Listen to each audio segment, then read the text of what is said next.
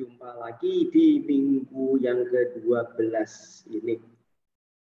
Mari kita berdoa untuk memulai pembelajaran dan supaya Roh Tuhan, Roh Kudus itu menolong kita untuk dapat memahami apa yang Tuhan mau sampaikan kepada kita tentang peran daripada kehidupan kita atau di dalam panggilan kita sebagai pendidik Kristen, bagaimana kita mengimitasi atau mengikuti jejak dan teladan Kristus, termasuk di dalamnya adalah peran Kristus sebagai Raja pada hari ini, pada minggu ini.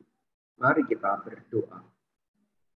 Bapa di surga, kami serahkan waktu di depan kami ini, di dalam pembelajaran ini ke dalam tangan-Mu, tangan yang berkuasa, tangan yang menciptakan alam semesta langit dan bumi dan segala isinya, tangan yang menopang segala alam semesta ini dengan firman dan kuasa-Mu, sekaligus ada tangan yang menyelamatkan kami, tangan yang memeluk kami, tangan yang menarik kami dari lubang kebinasaan dan lumpur dosa.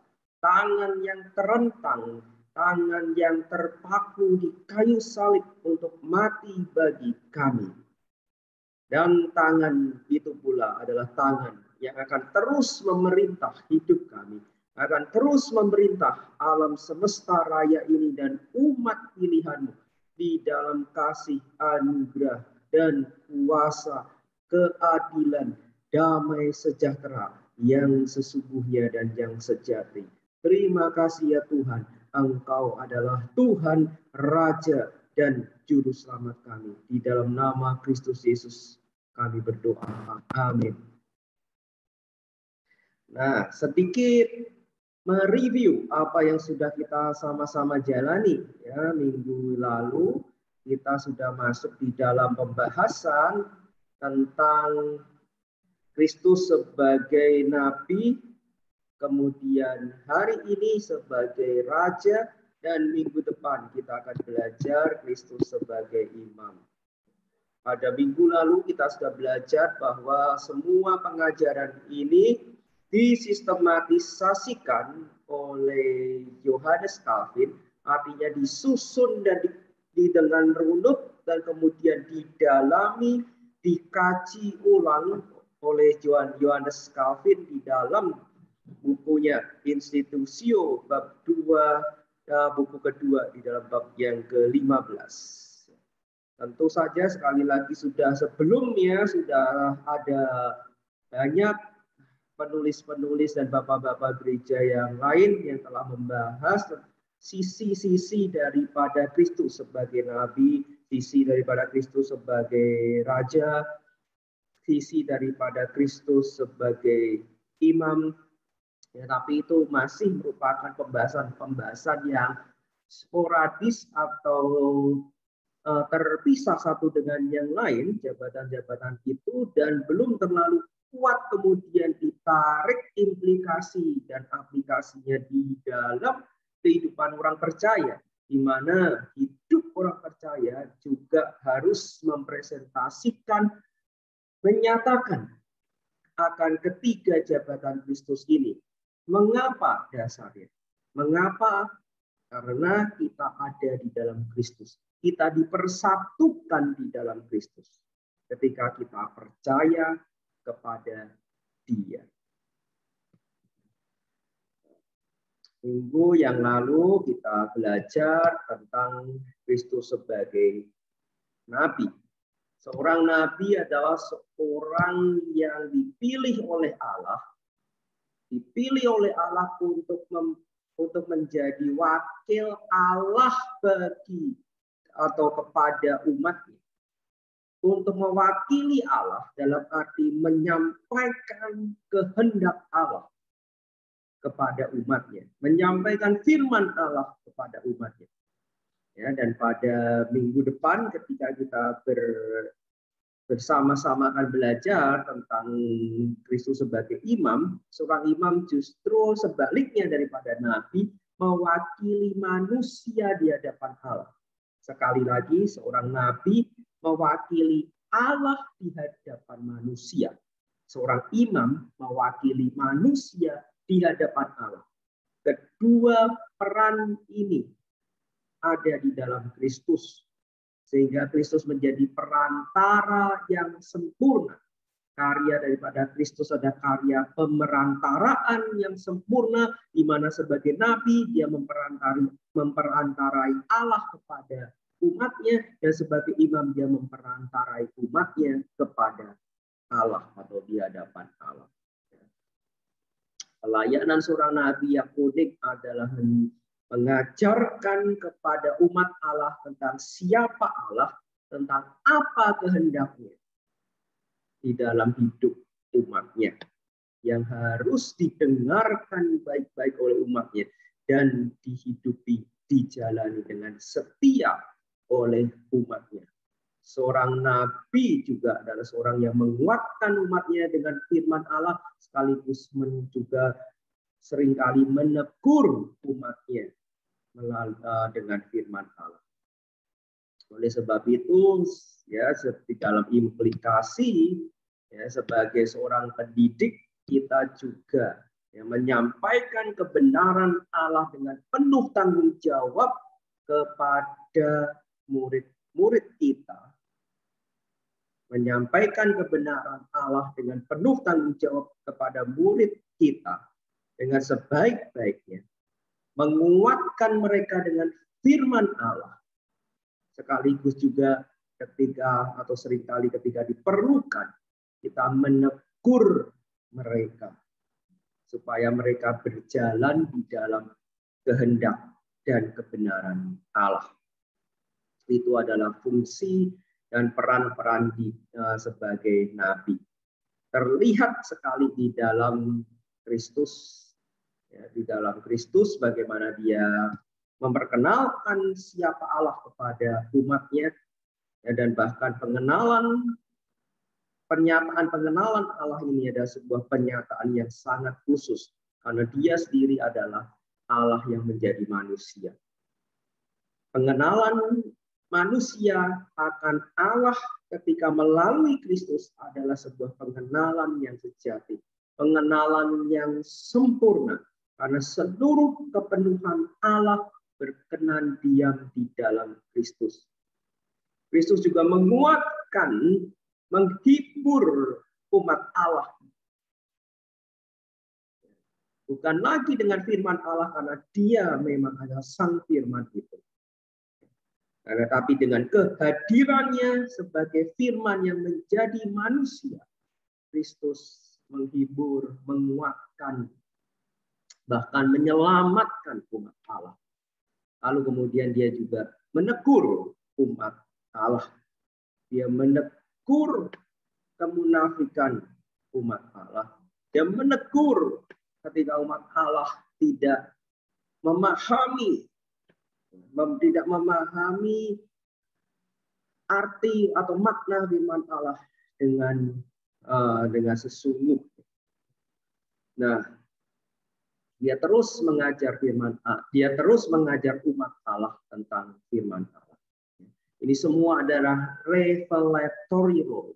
Revelatory artinya menyatakan, membukakan, menyingkapkan, menyatakan, menyingkapkan. Peran yang menyingkapkan siapa Allah, peran yang menyingkapkan kehendak Allah kepada umat Allah. Demikian pula ketika kita ya, sebagai pendidik, maka kita itu menjalankan karya revelatory. Kita menyingkapkan kepada siswa-siswi kita, pada murid-murid kita, siapa Allah, apa kehendaknya kepada mereka. Kita terus memimpin mereka di dalam kebenaran. Kita menyatakan kebenaran, kita memberitakan kebenaran, kita menguatkan mereka di dalam kebenaran, kita menegur mereka supaya terus berjalan di dalam kebenaran. Ya, itu adalah implikasi-implikasi di dalam kebenaran tentang Kristus sebagai nabi. Sekarang kita akan masuk di dalam kebenaran atau pengajaran tentang Kristus sebagai Raja. Di dalam minggu lalu tentu saja sudah Bapak berkali-kali bukakan bagaimana firman Allah menyatakan bahwa Kristus lebih besar dari semua raja yang pernah hadir di dalam sejarah Israel. Sama seperti sebagai nabi, dia lebih besar daripada Musa, daripada semua nabi yang ada di dalam sejarah Israel. Demikian pula minggu depan sebagai imam, dia lebih besar dari Imam Harun, Imam Melkisedek, ya, dia lebih besar daripada semua itu. Pada hari ini Kristus lebih besar dari semua raja Israel yang paling besar.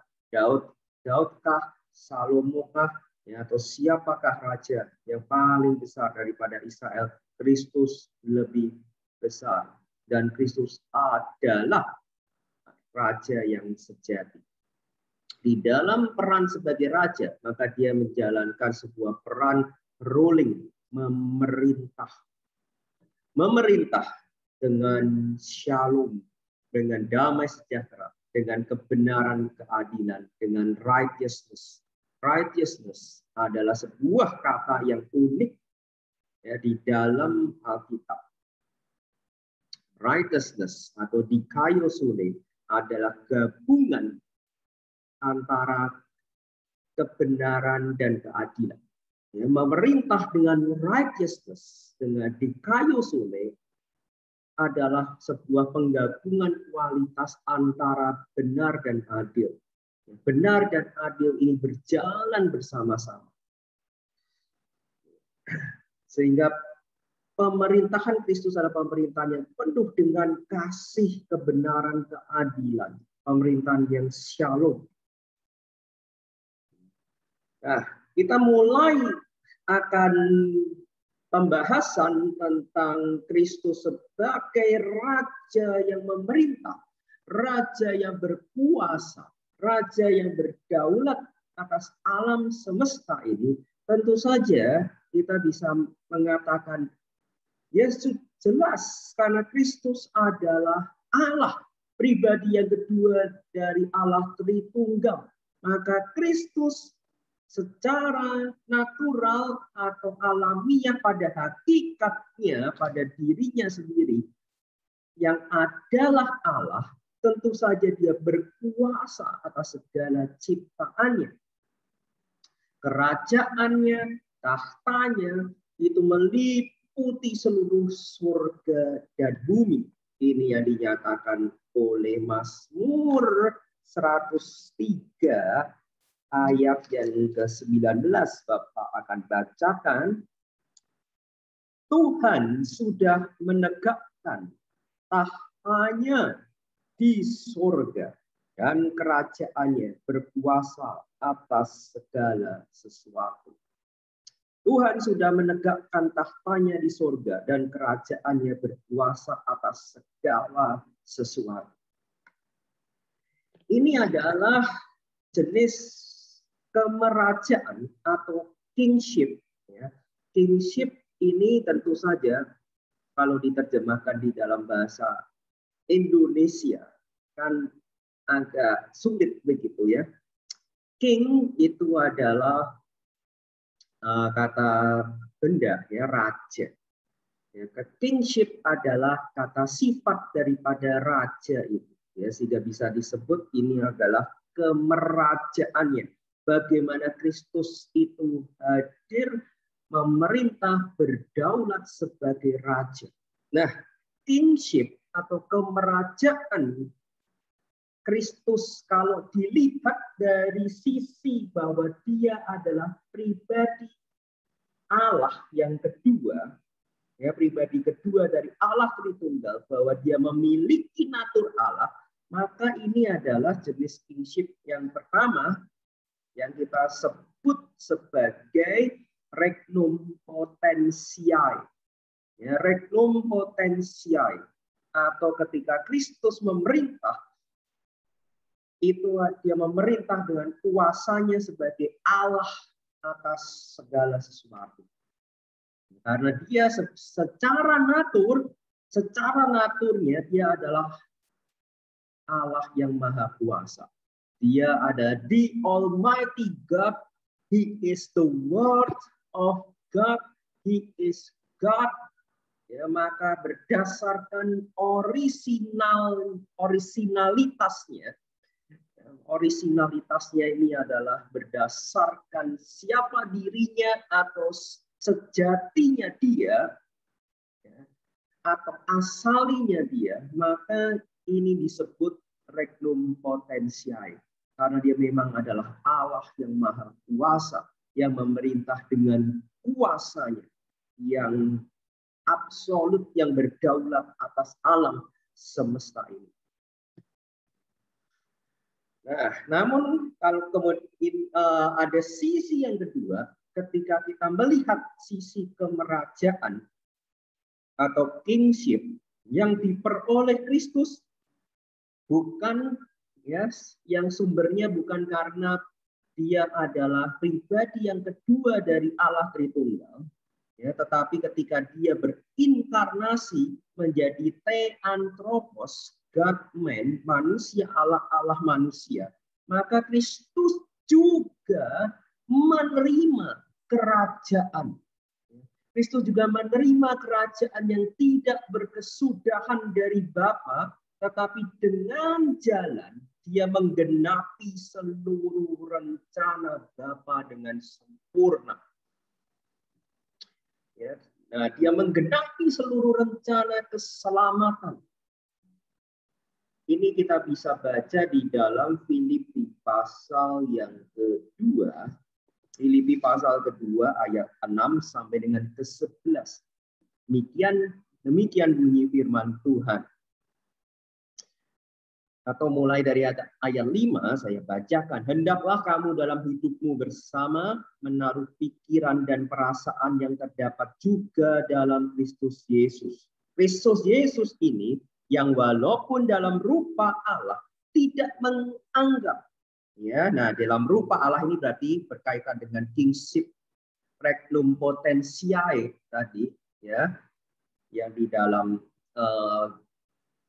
di awal pembahasan kita, karena dia dalam rupa Allah dia punya kerajaan. Sebab di dalam rupa Allah dia itu ya punya hak yang berdaulat dan kuasa atas alam semesta ini. Ini yang disebut kemerajaan jenis pertama, yaitu regnum potentiae. Nah, tapi yang walaupun dalam regnum potentiae itu, dalam rupa Allah yang maha kuasa itu, tidak menganggap kesetaraan dengan Allah itu sebagai milik yang harus dipertahankan. Ya, dia rela melepaskan semua itu untuk menjadi manusia yang lemah, menjadi manusia yang rentan, menjadi manusia yang hina, menjadi manusia yang utuh dan penuh dan yang sejati, yang memiliki segala keterbatasan, menjadi manusia yang miskin, ya, dan sebagainya.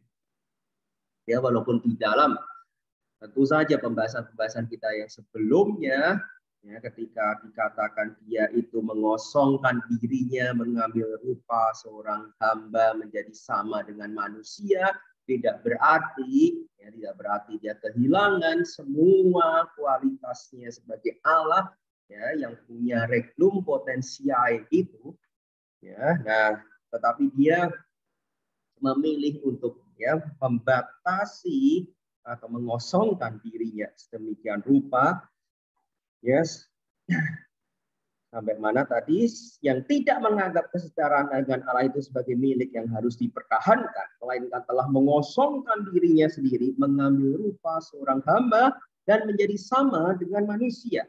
Nah, ini menjadi theanthropos, Allah menjadi manusia, menjadi sama dengan manusia, dan dalam keadaannya sebagai manusia, ia telah merendahkan dirinya dengan taat sampai mati.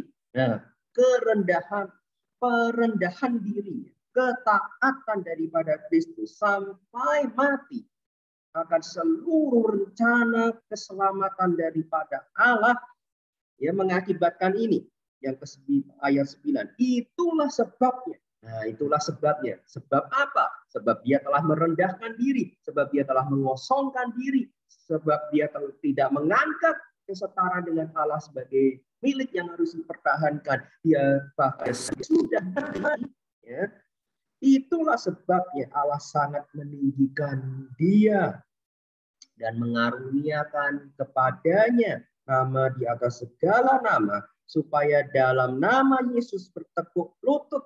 Nah, istilah bertekuk lutut ini menunjukkan dengan jelas sebuah otoritas, sebuah pemerintahan, sebuah kingship, kemerajaan. Ya, karena pada zaman itu, pada konteks, ya, pada hari itu semua orang tahu ketika bertekuk lutut, ya, menyembah itu hanya menyembah kepada Allah atau kepada raja. Ya, nah, jadi ini menunjukkan Kristus sebagai raja. Supaya dalam nama Yesus bertekuk lutut segala yang ada di langit dan yang ada di atas bumi dan yang ada di bawah bumi. Dan segala lidah mengaku Yesus Kristus adalah Tuhan bagi kemuliaan Allah Bapa. Nah, karena Kristus telah mengerjakan segala sesuatu demi kemuliaan Allah Bapa sampai mati, maka di situ Kristus menerima jenis kemerajaan. Ya, yang kedua yang disebut regnum gratiae. Tadi yang pertama regnum potentiae, karena siapa dirinya sebagai Allah yang berkuasa atas alam semesta ini. Dan bahkan ketika dia menjadi manusia, dia tetap menyelenggarakan seluruh pemeliharaan dan pemerintahannya atas alam semesta. Itu regnum potentiae. Tapi regnum gratiae adalah sebuah kemerajaan.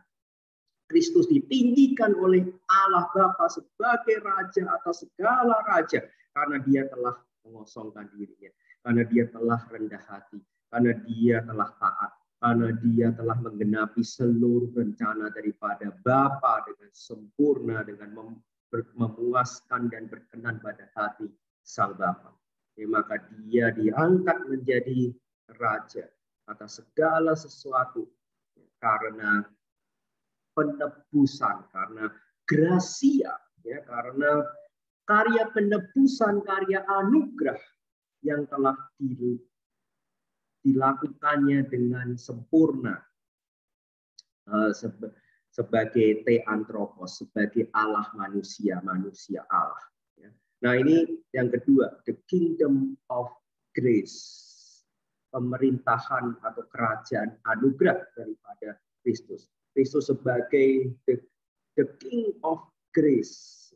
Kalau tadi regnum potentiae, Kristus ada the king of power.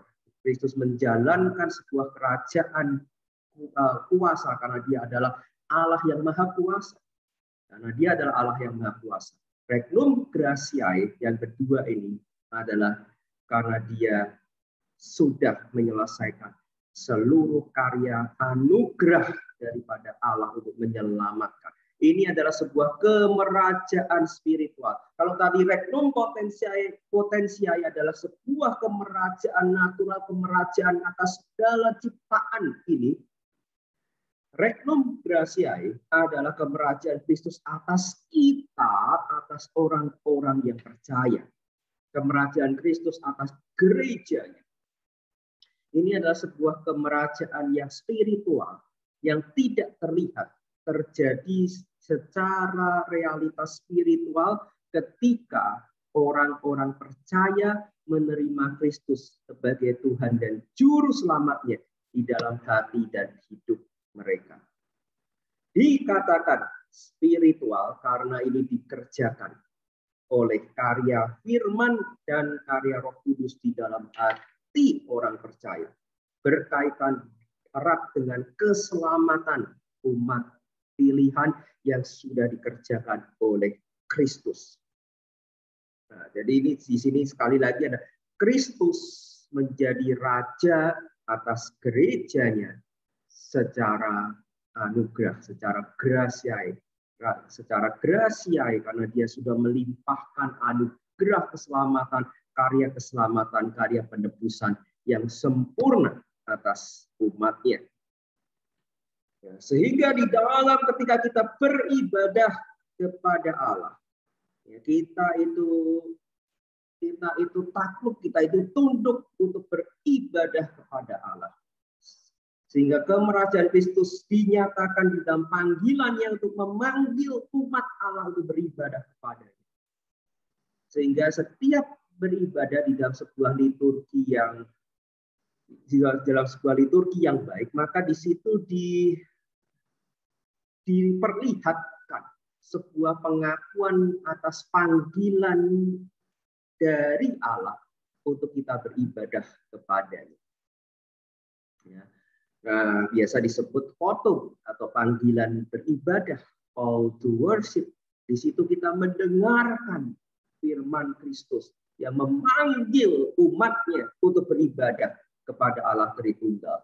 Ketika kita mendengar firman Kristus untuk memanggil kita beribadah kepada Allah Tritunggal dan kita taat kepada panggilan beribadah itu, di situ kita mengakui regnum gratiae, the kingdom of grace atas hidup umat Allah.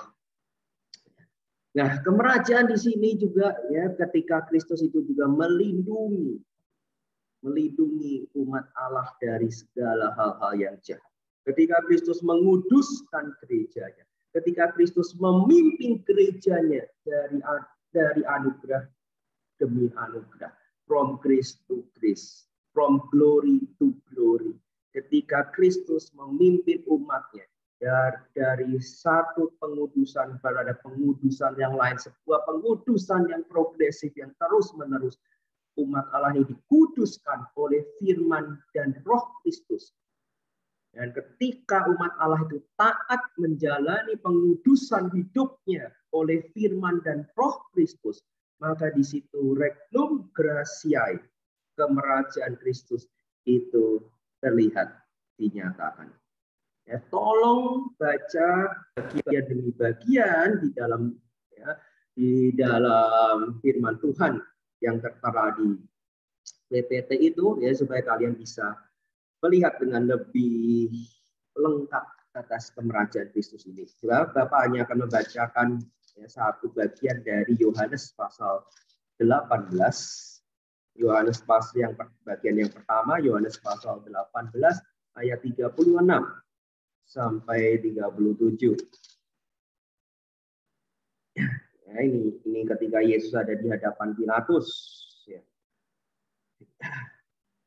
Ayat 36 sampai 37, kata Pilatus, apakah aku ya, ini di dalam dialog antara Yesus dengan Pilatus, dan ayat 36, jawab Yesus, kerajaanku. Ya, nah, Yesus punya kerajaan. Kerajaanku bukan dari dunia ini. Jika kerajaanku dari dunia ini, pasti hamba-hambaku telah melawan supaya aku jangan diserahkan kepada orang Yahudi. Akan tetapi kerajaanku bukan dari sini. Maka kata Pilatus kepadanya, jadi engkau adalah raja? Jawab Yesus, engkau mengatakan bahwa aku adalah raja. Untuk itulah aku lahir. Dan untuk itulah aku datang ke dalam dunia ini. Perhatikan, ini ada kemerajaan dan regnum gratiae, ya, di mana untuk kerajaan yang jenis ini, ya, dia itu lahir, dia datang ke dalam dunia ini, dia berinkarnasi untuk menebus umatnya. Ini adalah sebuah kerajaan dari penebusan Allah kepada umat Allah.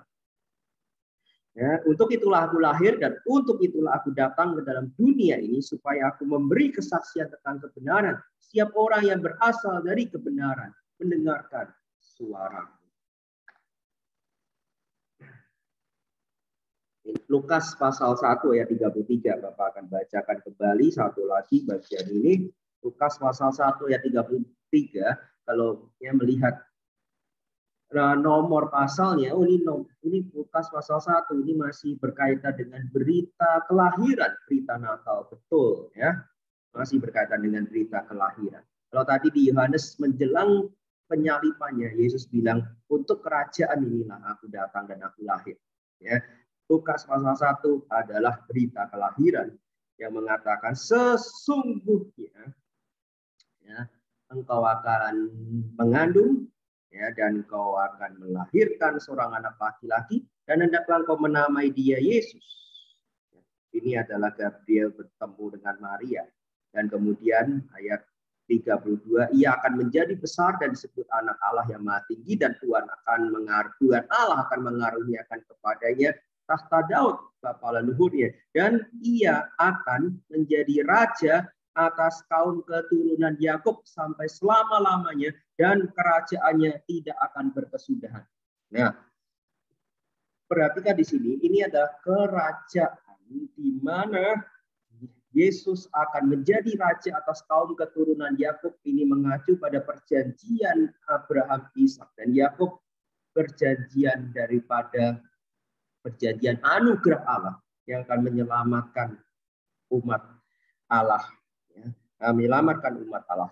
Dia akan menjadi raja atas kaum keturunan Yakub sampai selama-lamanya, dan kerajaannya tidak akan berkesudahan. Sekali lagi ini lihat beda, regnum potensiai ada kerajaan Kristus atas alam semesta, semua alam semesta ini, karena dia ada penciptanya, karena dia adalah Allah. Tapi regnum gratiae adalah Kristus itu menjadi raja bagi umat Allah, bagi umat pilihan Allah, karena dia menebus mereka, karena dia menebus mereka daripada dosa. Dia menjadi raja atas Israel yang sejati. Ya, itu ayat-ayat yang lain dibaca. Ya.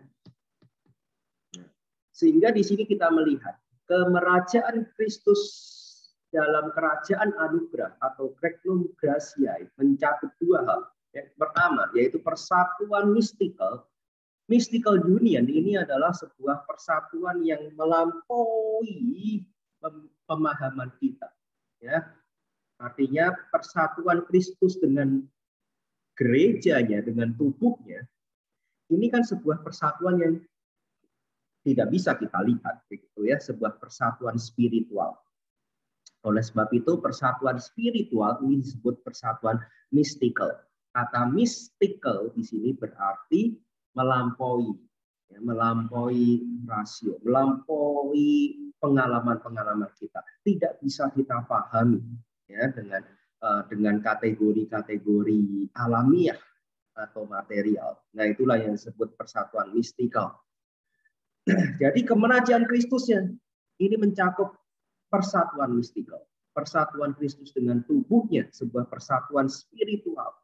Nah, ketika Kristus sang kepala bersatu dengan tubuhnya yaitu gereja, maka Kristus sang kepala ini menjalankan pemerintahan atas tubuhnya. Ya, nah, bisa dibilang ya, kepala ini ya, otak kita ini ya menjalankan seluruh operasional atau pemerintahan atas tubuh kita. Ya, ketika otak kita akan memerintahkan kepada tangan untuk bergerak ke atas, ya maka tangan kita bergerak ke atas. Ketika otak memerintahkan tangan kita untuk hormat ya, bendera, kita hormat bendera. Ketika otak atau kepala kita ini memerintahkan ya, mata kita untuk berkerling-kerling, ya, maka mata kita berkerling-kerling. Ya, ketika memerintahkan untuk kaki kita ya, terangkat, ya, maka nggak kelihatan ya kaki kita terangkat. Ya, dan seterusnya. Intinya kepala ini memerintah tubuh. Nah, kemerajaan regnum gratiae ini mencakup persatuan mistikal Kristus sebagai kepala dengan tubuhnya, ya, sehingga kemudian Kristus memerintah tubuhnya. Kristus kemudian memiliki akan hukum pemerintahan anugerah itu. Ya, kemudian Kristus menjalankan juga penghakiman atas gereja. Gereja itu memiliki hukum Kristus untuk menjalankan pemerintahan gereja. Lalu kemudian hal yang lain adalah Kristus sebagai kepala tubuh ini berarti dan harus berarti ketundukan total daripada gereja atas Kristus.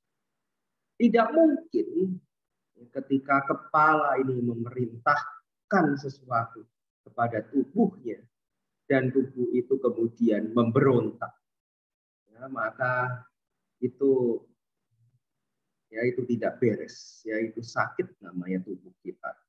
Nah, oleh sebab itu tubuh Kristus yang sehat adalah seluruh tubuh ini mengikuti atau tunduk total kepada kepala, kepada kemerajaan Kristus. Jadi persatuan mistikal dalam tubuh Kristus ketika kita percaya kepada Dia seharusnya otomatis, ya, dan identik menuntut kita tunduk total kepada Kristus sebagai Raja. Identik ini artinya kalau kita itu bilang kita itu orang Kristen, kita itu percaya kepada Kristus, maka itu seharusnya identik bahwa aku mengakui Kristus sebagai Raja. Aku menghidupi Kristus sebagai Raja. Sangat aneh, ya, sangat aneh ketika kita itu mengaku sebagai orang Kristen tapi hidup kita tidak merajakan Kristus.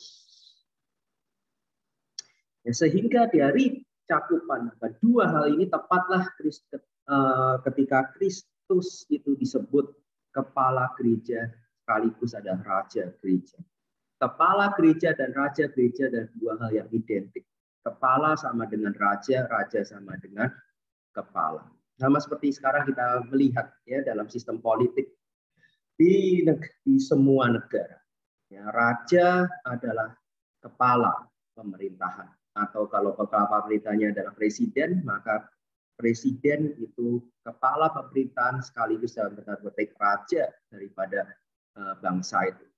Ya, atau itu perdana menteri, ya, maka itu perdana menteri itu adalah kepala. Nah, ketika kita mengatakan Kristus adalah kepala dan raja gereja, ya, maka kita harus tunduk total, ya, kita harus tunduk total. Sehingga kita melihat kembali, ya, sebenarnya ada dua, ya, tetapi yang ketiga ini adalah ekstensi atau penyempurnaan, perwujudan sempurna dari yang pertama dan kedua. Regnum Gloriae itu yang ketiga, ya. Nah, Regnum Potentiae yang tadi ada di slide yang pertama, yaitu the kingdom of power, the reign of power, pemerintahan berdasarkan kuasa. Ini bersumber dari natur Kristus sebagai Allah dan bersumber pada karya penciptaan Allah. Allah itu mencipta segala sesuatu di dalam alam semesta ini. Oleh sebab itu, alam semesta raya ini tunduk kepada firman, kepada Kristus, tunduk kepada firman Allah. Allah mengatur segala alam semesta ini dengan firman-Nya. Oleh sebab itu, semua alam semesta ini tunduk kepada firman Allah, yaitu Kristus. Nah, ini Regnum Potentiae. Bersumber pada natur Kristus sebagai Allah dan karya penciptaan Allah.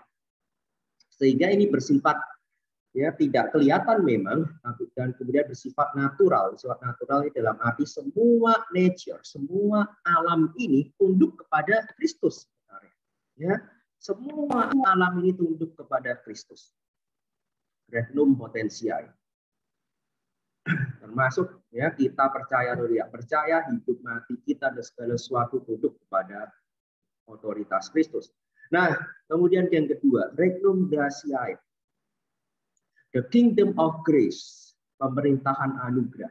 Ini bersumber kepada karya penebusan Kristus dan Kristus bukan sebagai Allah saja, tapi Kristus sebagai theanthropos, Allah manusia, manusia Allah. Ini Allah yang menjadi manusia. Allah telah menjadi manusia. Allah telah berinkarnasi. Kristus menjalankan seluruh rencana penebusan daripada Bapa. Ini adalah sumber daripada kerajaan Regnum Gratiae. Regnum Gratiae bersifat spiritual, tidak terlihat. Ya. Dan kemudian mulai muncul dan terang benderang pada saat kebangkitannya, ya, sehingga kemudian Kristus mengatakan ketika dia akan mengutus murid-muridnya dengan amanat agungnya. Matius 28 ayat 18, Yesus mengatakan, segala kuasa di surga dan di bumi telah diberikan kepada. Artinya dengan kematiannya, Kristus sudah menggenapi seluruh rencana Allah. Ya, seperti yang tadi juga kita baca di dalam Filipi pasal 2, ya, dia sudah merendahkan dirinya, mengosongkan dirinya, dia mengambil rupa seorang hamba, menjadi manusia taat sampai mati. Ya, oleh sebab itu, Allah mengaruniakan kepada Kristus nama segala nama. Sehingga pada nama Kristus akan bertepuk lutut segala sesuatu. Nah, lalu kemudian ketika Kristus akan mengutus murid-muridnya dengan amanat agungnya, maka Kristus mengatakan segala kuasa di surga dan di bumi telah diberikan kepadaku. Di dalam kebangkitannya, Kristus menerima regnum gratia ini. Apalagi ketika dia naik ke surga. Ya, kita sudah belajar ini di dalam tahap pemuliaan Kristus. Kalian sudah tahu apa ya kebangkitannya, apa itu naik ke surga, duduk sebelah kanan Allah Bapa, kedatangannya 2 kali.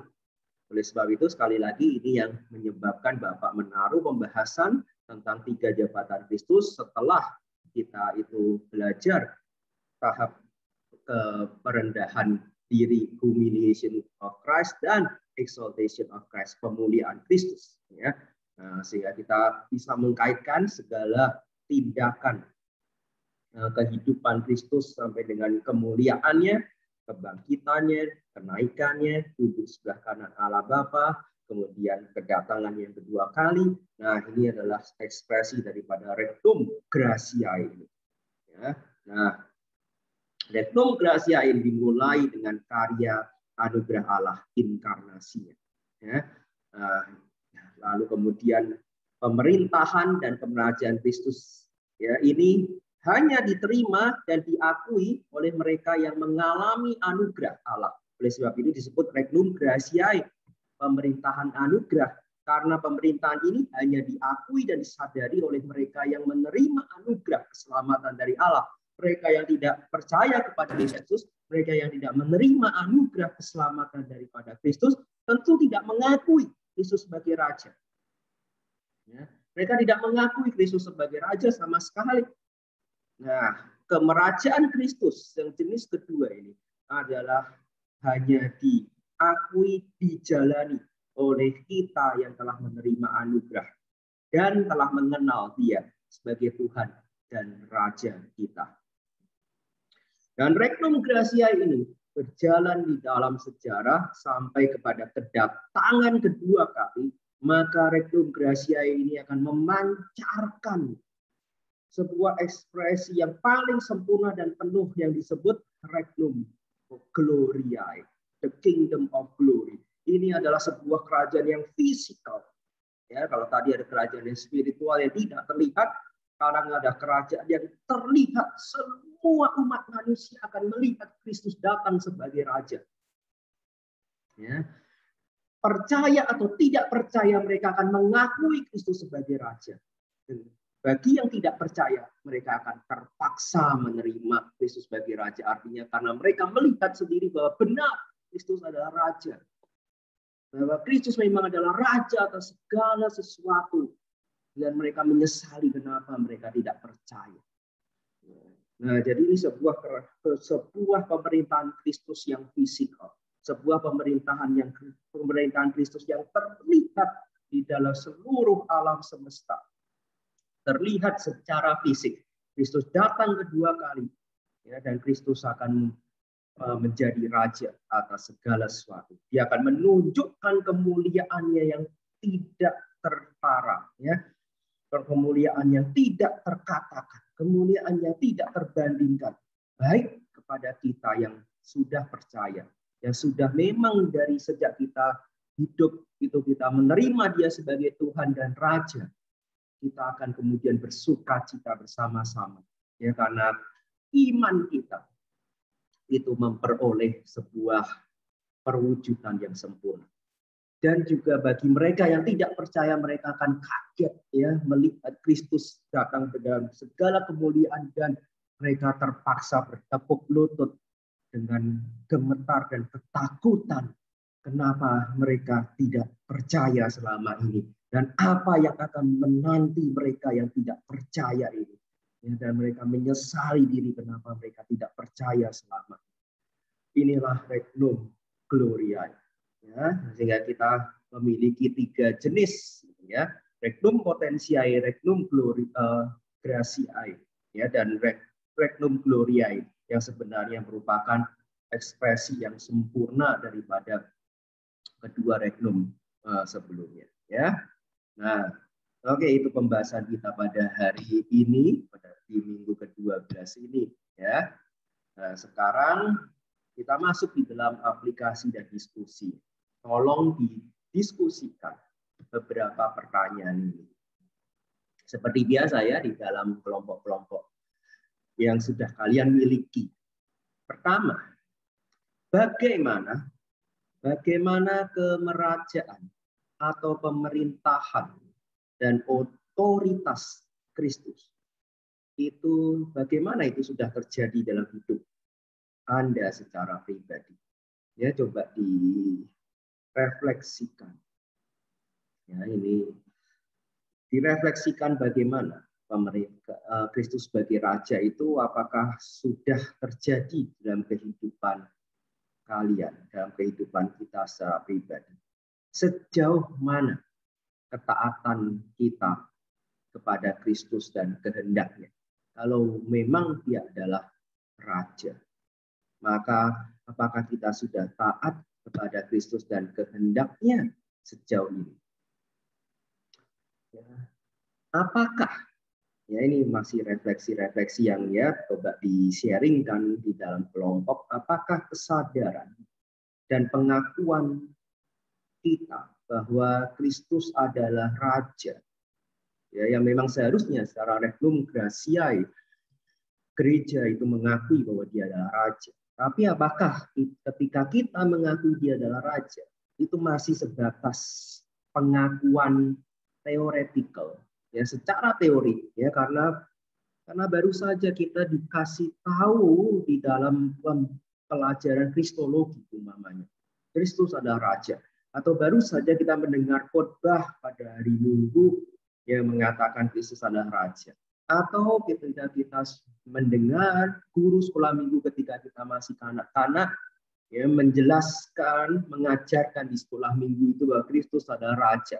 Tapi kemudian kita tahu, apakah ini masih sebatas pengetahuan teori atau doktrinal saja, ataukah kenyataan bahwa Kristus adalah Raja itu sudah betul-betul menyentuh hati dan kemudian terlihat dalam hidup praktis sehari-hari. Ya, hidup sehari-hari kita yang praktis, apakah itu sudah terlihat? Kalau seringkali belum terlihat, apa hambatan-hambatan, kesulitan-kesulitan kita untuk sungguh-sungguh merajakan Kristus? Lalu tentu saja setelah mendapatkan masalahnya, problemnya, kesulitannya, hambatannya, kita mencari solusinya. Bagaimana supaya, ya, kemerajaan Kristus itu benar-benar terjadi dalam hidup kita? Jadi pertanyaan nomor 1 dan 2 ini melihat refleksi untuk melihat kenyataan terlebih dahulu di dalam hidup kita. Kenyataannya seperti apa? Pertanyaan nomor 3 adalah masalahnya di mana? Pertanyaan nomor 4 adalah solusinya bagaimana supaya kemerajaan Kristus itu betul-betul terjadi dalam hidup kita. Ketika sudah melihat realitas kenyataan, kemudian melihat masalah, menemukan solusi, maka kita juga kemudian melihat destiny kita di masa depan. Ya, di masa depan bagaimana kalian akan berperan, ya, sebagai raja di dalam kelas-kelas kalian masing-masing. Sebagai seorang pendidik, sebagai seorang guru Kristen, bagaimana kalian yang bersatu dengan Kristus menjalankan peran sebagai raja di dalam hidup siswa kalian. Ya, tentu saja kita bukan Kristus, tetapi kita adalah tubuh Kristus. Ketika kita adalah tubuh Kristus, bukannya kita itu menjalankan peran Kristus sebagai raja, karena kita adalah tubuhnya. Kristus adalah sang raja itu, tapi kita menjalankan peran raja karena kita adalah tubuh Kristus. Nah, bagaimana kita itu menjalankan peran raja sebagai seorang pendidik atau guru nanti? Ya, oke. Silahkan didiskusikan, ya diaplikasikan. Mari kita tutup di dalam doa. Bapa di surga, terima kasih untuk kesempatan belajar pada hari ini. Terima kasih Engkau menjalankan terus pemerintahan-Mu atas dunia ini, baik itu Engkau sebagai Allah yang Maha Kuasa, maupun juga Engkau sebagai seorang penebus yang penuh kasih, karunia, dan anugerah di dalam hidup kami. Oleh sebab itu Tuhan, tolonglah kami sebagai umat percaya untuk terus menyerahkan hidup dan diri kami secara penuh dan utuh kepada Raja Gereja Kristus. Tolong kami untuk bukan hanya mengetahui kebenaran-kebenaran ini, tetapi menghidupi di dalam kehidupan kami sehari-hari.